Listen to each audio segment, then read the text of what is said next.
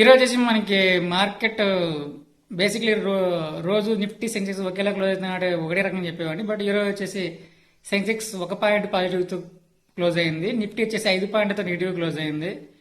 Morning నుంచి పెరిగిన market evening కల్లా పడడానికి కారణం వచ్చేసరికి మనకి ప్రాఫిట్ బుకింగ్ జరిగింది. పెరుగుతున్న ఈ యుఎస్ టెన్షన్స్ కారణంగా ప్రాఫిట్ బుకింగ్ హెవీగా జరుగుతుంది. నిన్న కూడా ప్రాఫిట్ బుకింగ్ కారణం చూపించారు. ఈరోజు కూడా అదే చెప్తున్నారు. నెక్స్ట్ వచ్చేసి గ్లోబల్ క్యూస్ వీక్గా ఉండడం. ఈ గ్లోబల్ క్యూస్ ఇది నా వరకు పెద్ద వరస్ట్ విషయం. ఎందుకంటే ఈ గ్లోబల్ మార్కెట్స్ అవి ఏఐ కారణంగా సెమీ కండక్టర్ చిప్స్ కారణంగా పెరిగాయి. అప్పుడు మన మార్కెట్ పెరగలేదు. ఎందుకు? మన దాంట్లో ఏఐ లేదు, ఈ సెమీ కండక్టర్ చిప్స్ లేవు. బట్ అవి పడుతుంటే మనది పడతాయి. ఎందుకు? Global sentiment. అవి పెరిగినప్పుడు పెరగదు, అది పెరిగినప్పుడు పడుతుంది.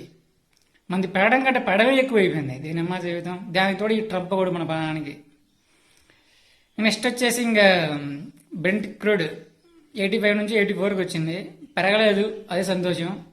ఎఫ్ఐఎస్ అయితే అమ్ముతూనే ఉన్నారు. ఈరోజు కూడా అమ్మితే మాత్రం ఈ వీక్ మొత్తం దాదాపు అమ్మినట్టే అవుతుంది. సరే, రేపు వర్కింగ్ డే ఉంది. ఇప్పటికైతే 3 డేస్ కంటిన్యూగా అమ్మారు. ఈరోజు ఎక్స్పైరీ ప్యాకెట్ కొంచెం పనిచేసినట్టుంది.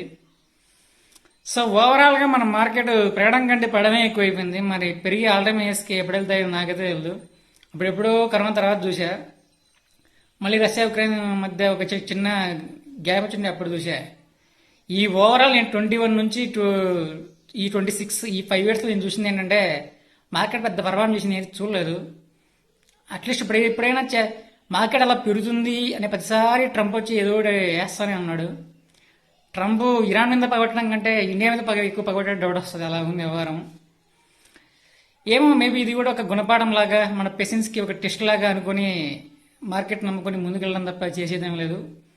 సో ఇవి ఈరోజు మార్కెట్ విషయాలు. రేపు మార్నింగ్ వీడియోతో మళ్ళీ కలుద్దాం.